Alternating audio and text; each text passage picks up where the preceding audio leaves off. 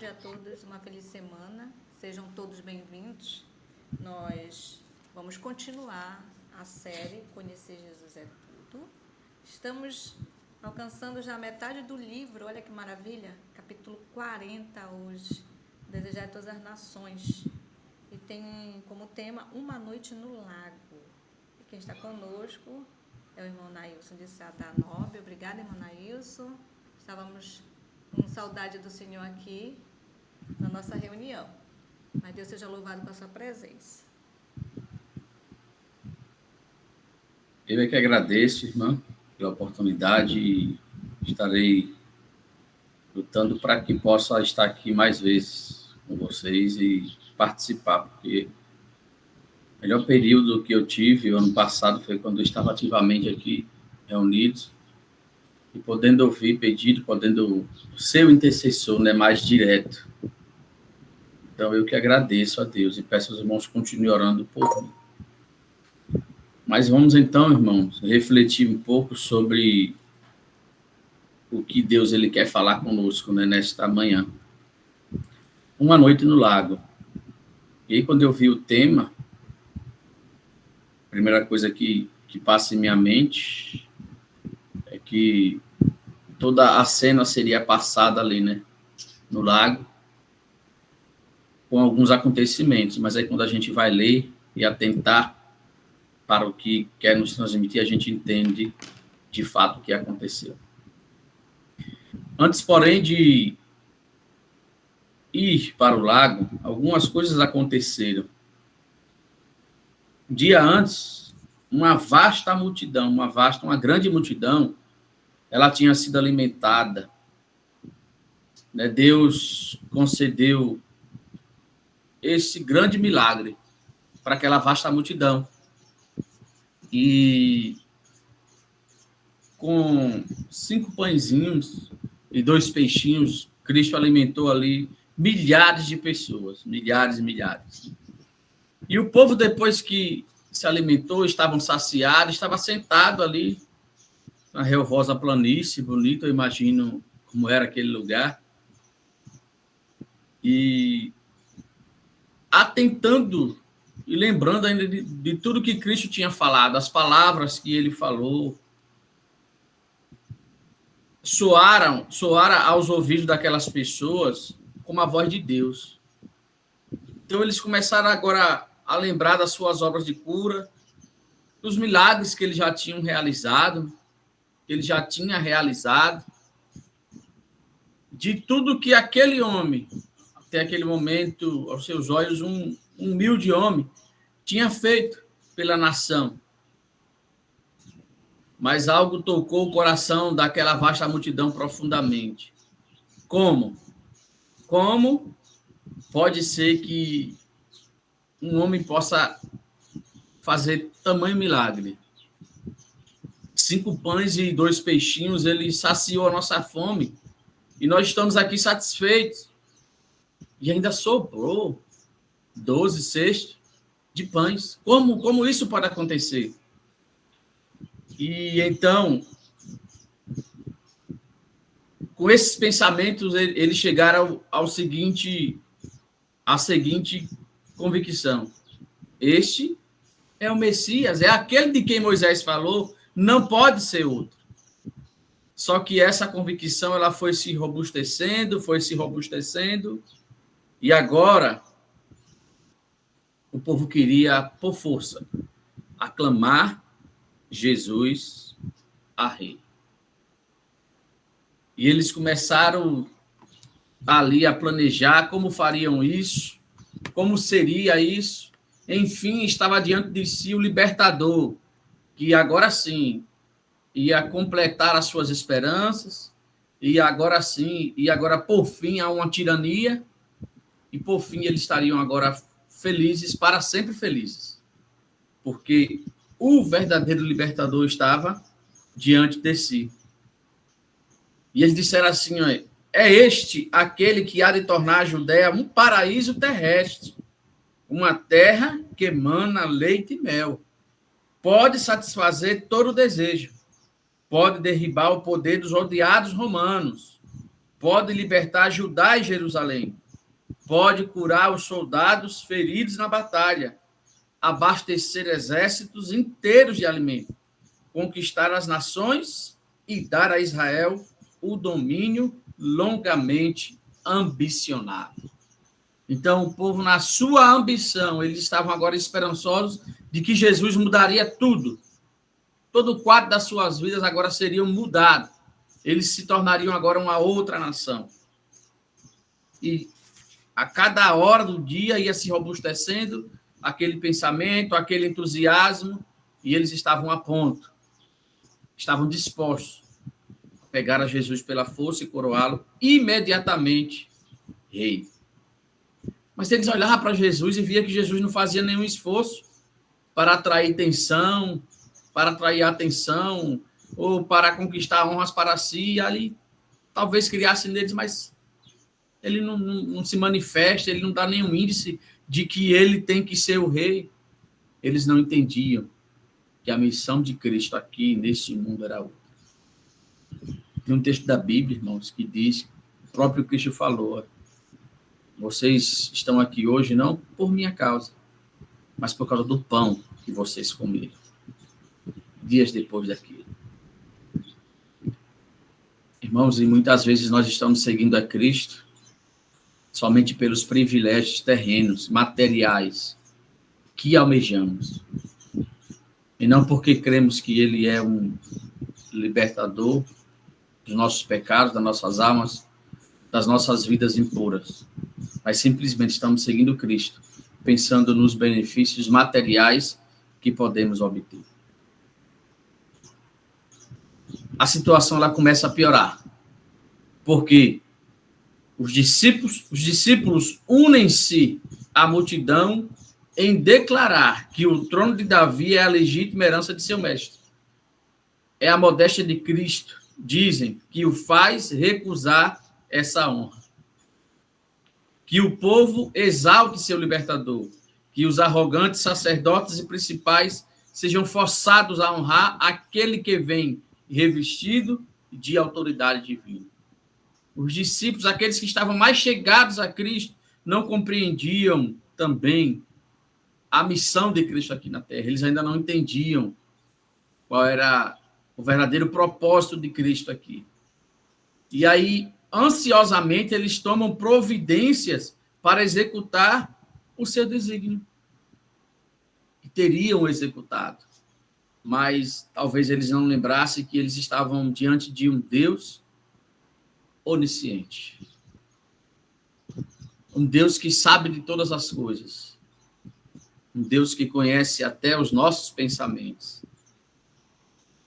E Jesus, ele, naquele momento, ele vê o que está em andamento e ele compreende o que aquela multidão, juntamente com os discípulos, eles poderiam fazer.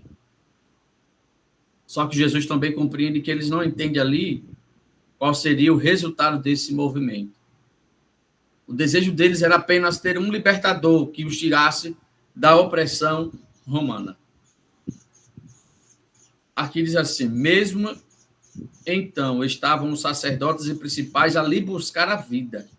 Acusavam-no de desviar deles o povo. Violência e insurreição seguir-se-iam a qualquer esforço para o colocar no trono e prejudicar-se-ia a obra do reino espiritual. O plano deveria ser impedido sem demora. Chamando os discípulos, Jesus ordena-lhes que o tomem o barco e voltem imediatamente para Cafarnaum, deixando-o para despedir a multidão. Então, Cristo vê uma urgência, tem que agir, porque o que eles estão querendo fazer vai causar muita desgraça. E aí ele diz assim, peguem o barco e vão para Cafarnaum. Eu vou me despedir da multidão. Talvez a primeira vez que Cristo tenha feito isso, de se despedir sozinho, mas o caso era urgente. E a necessidade o exigia. Então ele pede, vai.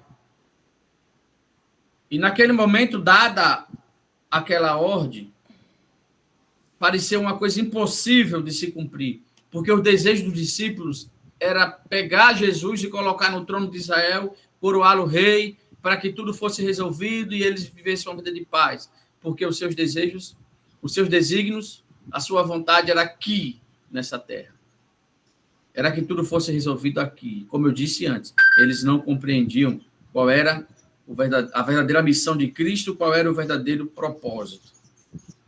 Os discípulos haviam de há muito esperado um movimento popular para colocar Jesus no trono. Não podiam suportar a ideia de que todo esse entusiasmo viesse a dar em nada. Então eles ficaram frustrados, decepcionados, mas nós estávamos esperando esse momento para que o povo se unisse a nós e colocássemos Jesus no trono, que ele resolvesse, que ele assumisse. E quando Jesus disse, vai, pega o barco e vai. Então eles ficaram frustrados. Só que eles não foram de imediato. Eles não cumpriram logo a missão. E Jesus teve que ser um pouco mais duro com ele. Jesus teve que usar com mais veemência a sua autoridade e dizer, vai, eu estou mandando, vai, estão esperando o quê? Segue, pega o barco e vão para Cafarnaum. Eu vou me despedir da multidão. Então, imagine, irmãos, naquele momento as multidões estavam congregadas para a Páscoa.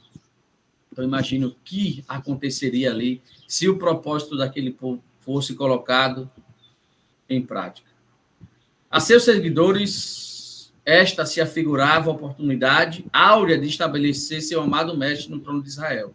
No ardor dessa nova missão, duro lhes era afastar e deixarem Jesus sozinho naquela desolada praia. Protestaram contra essa medida, mas Jesus falou então com uma autoridade que nunca antes assumira para com eles. Sabiam que seria inútil qualquer oposição de sua parte, e silenciosos, dirigiram-se para o mar. Então Cristo também despede a multidão, né? E tão clara, tão incisiva é a sua maneira que aquela multidão ela não ousa desobedecer. Assim como eles reconheceram em Cristo o Filho de Deus, aquele que viria restaurar Israel, quando Cristo deu a ordem, eles também não tinham forças, não tinham poder para desobedecer. Então, cada um começa agora a se dispersar. As palavras de exaltação e louvor morrem nos lábios. No próprio ato de avançar para dele se apoderarem, são-lhes detidos os passos. E o alegre e ansioso olhar amortece-lhe no semblante. Há naquela multidão homens de espírito vigoroso e firme determinação. O régio porte de Jesus, porém, e suas breves e serenas palavras de ordem aquietam o tumulto. E então, Cristo consegue acalmar aquela multidão, cada um volta para suas casas e segue-se o curso. E quando Jesus ele fica sós, ele sobe ao monte para orar à parte, sozinho ali. Ele lança agora suas súplicas perante Deus. Mas por quem Cristo estava orando naquele momento? Por ele mesmo, por sentir a necessidade de se fortalecer mais e mais? Não. Olha o que diz aqui. Durante horas continuou a suplicar perante Deus, não por si mesmo, mas pelos homens. Eram aquelas orações. Cristo orava naquele momento por mim e por você. Rogava poder para revelar aos mesmos o divino caráter de sua missão, a fim de que Satanás não lhe cegasse o entendimento e pervertesse o juízo. O Salvador sabia que seus dias de ministério pessoal na terra em breve chegariam ao termo e que poucos o receberiam como seu Redentor. Em angústias e lutas de alma, orava pelos discípulos. Haviam de ser duramente provados. Suas esperanças tão longamente acariciadas, baseadas numa ilusão popular, haviam de lhes trazer a mais dolorosa e humilhante decepção. Imaginem os discípulos ali aflorados com aqueles desejos de Cristo assumir o reino, e tempos depois ele vê o seu mestre pendurado no madeiro. Então, Cristo orava para que quando esse momento chegasse, eles pudessem ter forças para continuar. Eles não viessem desistir da caminhada e desistir do verdadeiro propósito que Cristo queria mostrar-lhes. Irmãos, Cristo orava ali também por mim e por você, para que a gente possa entender que em meio a angústias e aflições e dificuldades na vida, nós não estamos só. Para que a gente possa compreender que precisamos lutar contra os nossos desejos, contra as nossas vontades, contra as nossas inclinações, que é para o mal. E confiar plenamente em sua misericórdia. É por isso que Cristo orava. Para que tivéssemos uma compreensão melhor do seu reino. Em lugar de sua exaltação ao trono de Deus, haveriam de testemunhar da crucificação. Essa deveria, na verdade, ser sua coroação. No entanto, não o percebiam. E, em consequência, grandes seriam as tentações a sobrevirem-lhes, as quais difícil lhe seria reconhecer como tentações. Então, para eles seria uma coisa natural. E muitas vezes, irmão, nós pensamos assim. As coisas estão acontecendo à nossa volta, ao nosso lado, e achamos que são coisas naturais, corriqueiras. E muitas vezes são tentações, provas minuciosas. E nós não conseguimos compreender. E aí, muitas vezes, caímos. Cedemos. Sabe por quê? Porque o nosso espírito ele está voltado para nós. Para os nossos desejos, para os nossos desígnios. Então, Cristo orava para que eles entendessem e percebessem o que era tentação e o que não era. Porque sem o Espírito Santo para iluminar a mente e ampliar a compreensão, a fé dos discípulos faleceria. E assim é nossa. Sem o Espírito de Deus, irmãos. Por isso que Cristo foi tão misericordioso que disse, eu não vos deixarei órfãos, eu vos darei outro consolador. Porque sem ele, irmãos, também ficaríamos desfalecidos. E com certeza desistiríamos da nossa jornada e da nossa caminhada. Só que os discípulos ainda insistiram ali, eles não partiram imediatamente seguindo as instruções de Jesus. Eles esperaram algum tempo ali na expectativa de que Jesus viesse com ele. Mas demorou um tempo e Jesus não veio, então eles pegaram o barco e seguiram. E foram para o mar. Estava ficando escuro, então eles tinham que ir. E assim foi. Com o coração insatisfeito, deixaram a Jesus mais impacientes com ele do que nunca, desde que o tinham reconhecido como seu Senhor. Murmuravam por não lhe haver sido permitido proclamar o rei. Começaram a reclamar agora, irmão. Exprobravam-se a si mesmo por se terem tão prontamente submetido às suas ordens. Raciocinavam que houvessem sido mais persistentes e teriam talvez conseguido o seu desígnio. O desejo deles era resolver a situação terrena ali, resolver a tirania romana. E eles ficaram impacientes, eles começaram a murmurar e eles começaram a reclamar consigo mesmo porque não insistimos mais. E olha o porquê. A incredulidade se estava apoderando do seu espírito e coração. Cegava-os o amor da honra. Sabiam que Jesus era odiado pelos fariseus e estavam ansiosos por vê-lo exaltado, como pensavam que devia ser. Estarem ligados ao mestre, que podia operar tão grandes milagres e ainda serem injuriados como enganadores, era provação que mal podiam suportar. Imagine agora quando eles vissem Jesus na cruz.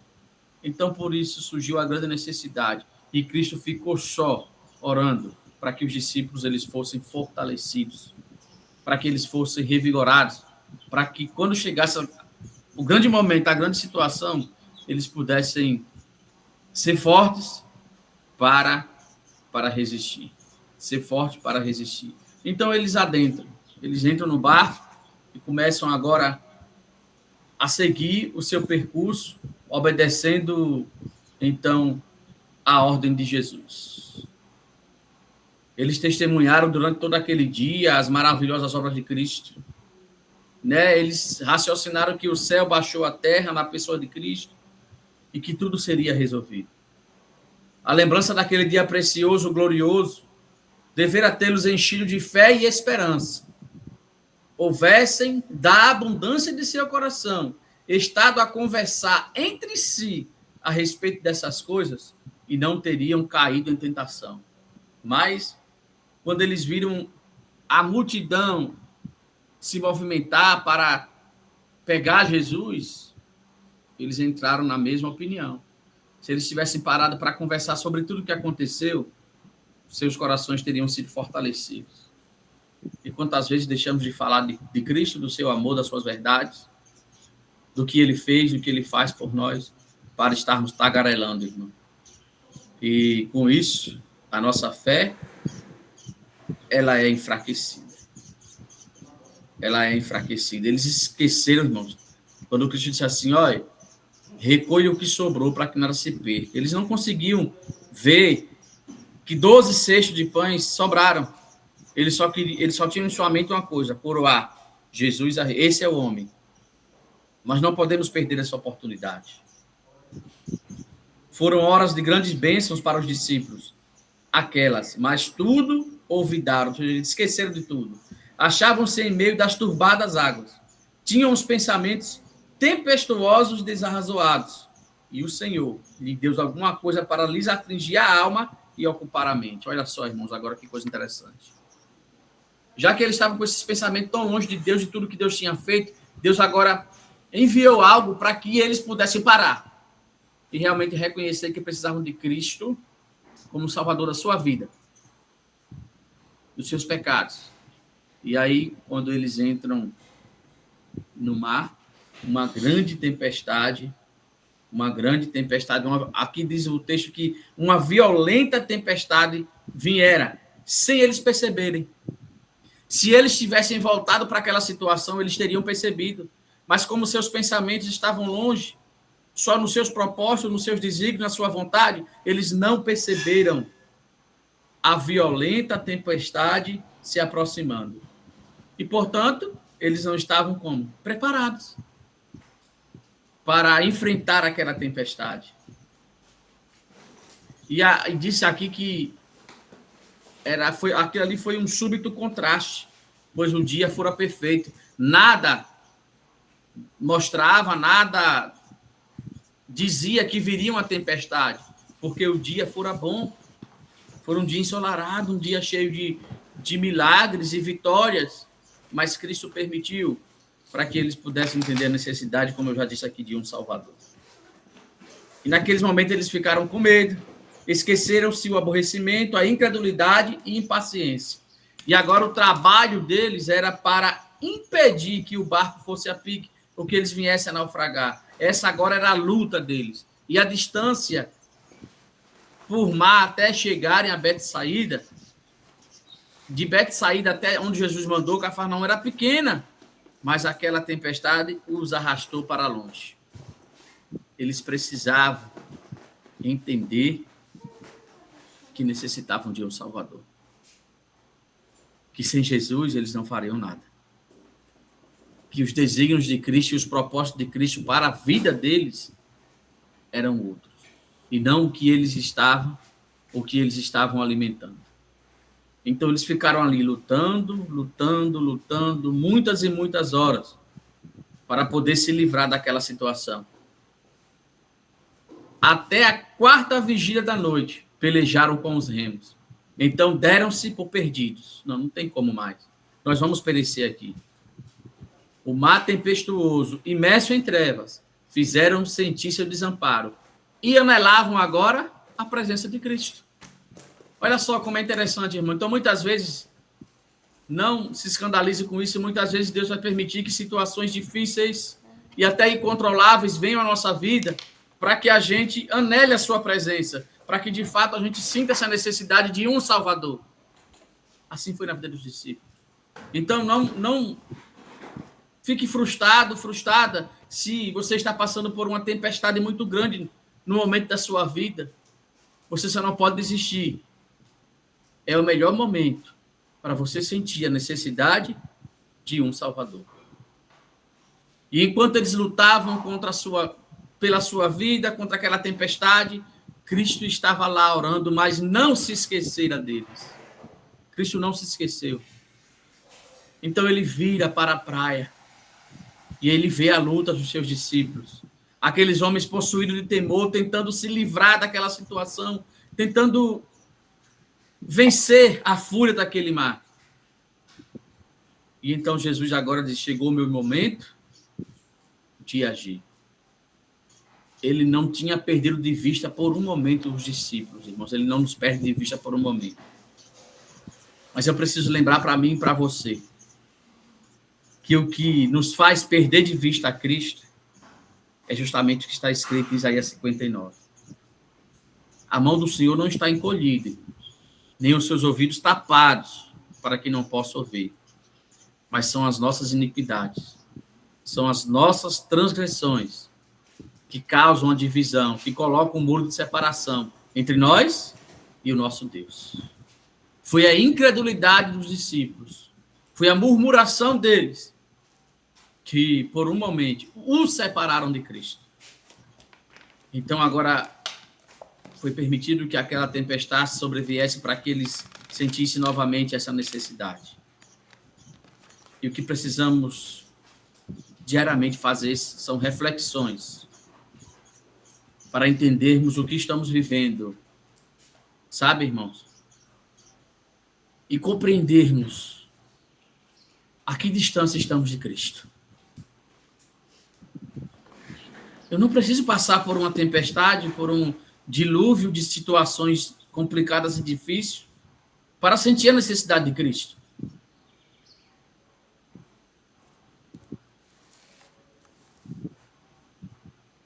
Ao contrário, eu preciso aproveitar as coisas boas da vida e ser grato a Deus pelo que Ele faz por mim. Porque talvez eu não tenha forças nem fé para suportar uma tempestade.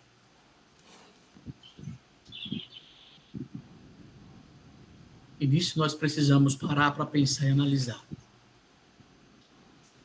Reflita um pouco hoje em sua vida. A que distância eu estou de Cristo? A que distância eu estou do meu amado Salvador? E foi justamente no momento em que os discípulos se julgavam perdidos, irmãos, que um clarão de um relâmpago traz desesperança de salvação. Naquele clarão, eles veem um misterioso vulto que está se aproximando deles cada vez mais, vindo sobre as águas. Mas eles não conseguem perceber ainda que é Jesus, né? Eles acham que é um inimigo. Eles acham que é alguém que vem para terminar a obra ali e destruí-los. Mas Jesus, com sua voz mansa, calma e serena, diz para eles: Paz, sou eu. Eu vim para salvá-lo. Eu vim para tirá-lo dessa situação tão difícil e desesperadora. Confie em mim. Eles pensavam que era um fantasma. E agora acabou a nossa vida, não tem mais jeito. Nós muitas vezes criamos fantasma também. E fazemos das oportunidades grandes dificuldades. Grandes dificuldades. O barco agora estava ondulando a pique, quase a naufragar. Os discípulos gritaram de medo, irmãos, quando viram aquele vulto se aproximando.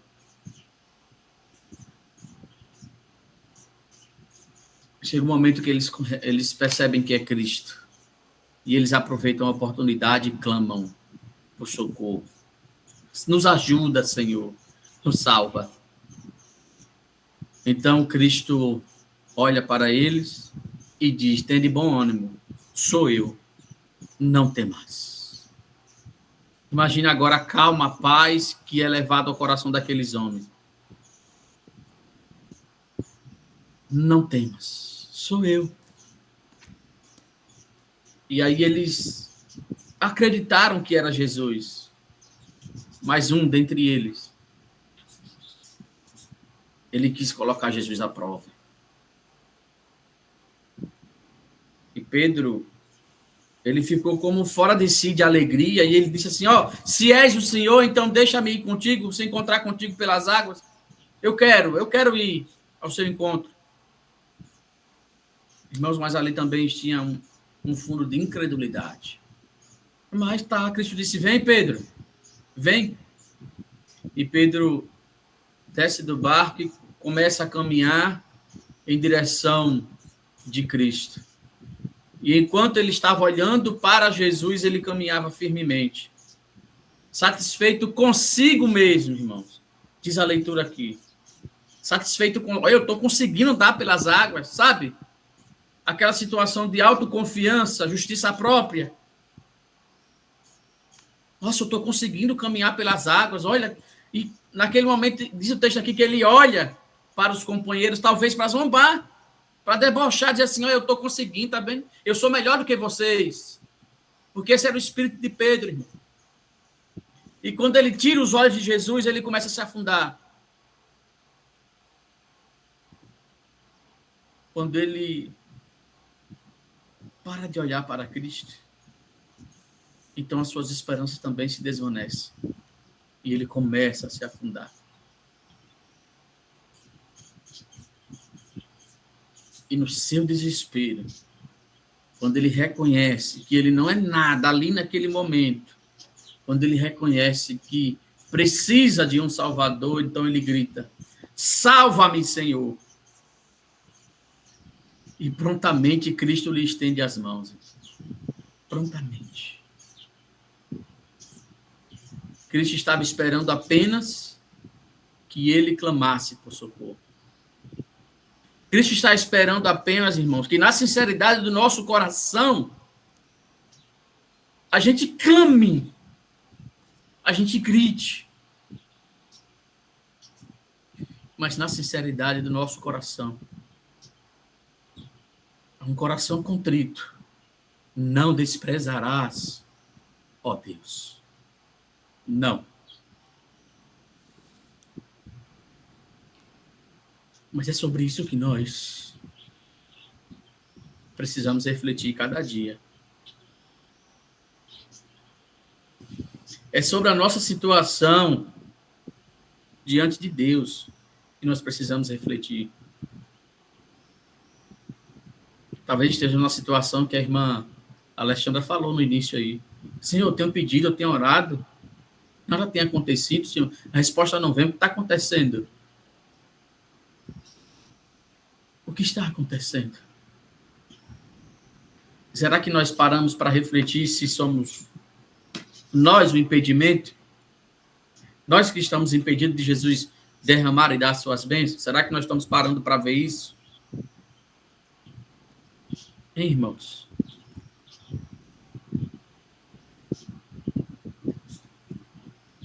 Nós precisamos atentar para a nossa situação. Eu nunca vi tão grande,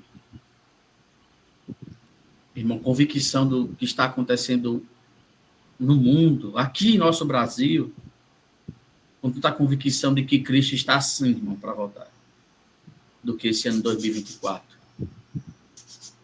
Tudo tem sido diferente. Mas pela graça de Cristo nós estamos aqui.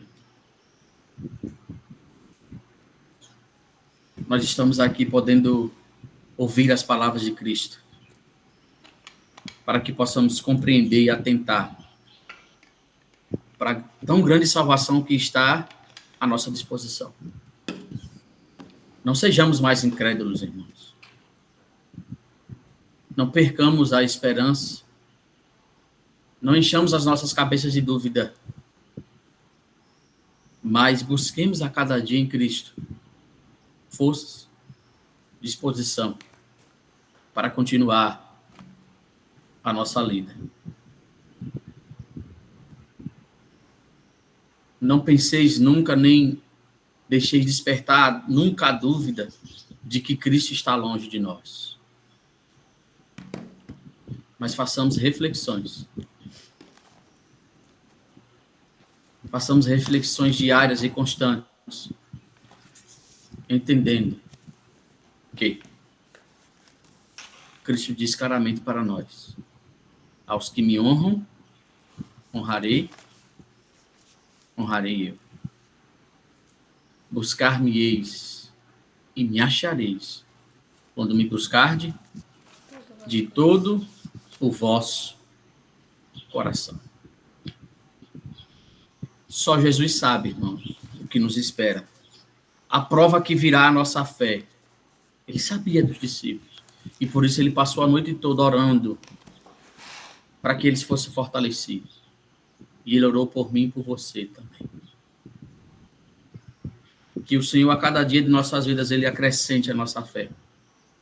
E que ele nos ajude, irmãos, a permanecermos firmes. Irmãos, falta só um pouquinho. Porque só um pouquinho de tempo. E aquele que há de vir, virá. E não tardará. Que o Senhor nos salve de nós mesmos, da nossa incredulidade. E nos dê força para continuar lutando. Esse é meu desejo por mim todos nesta manhã. E segue as minhas orações em nome de Jesus. Amém.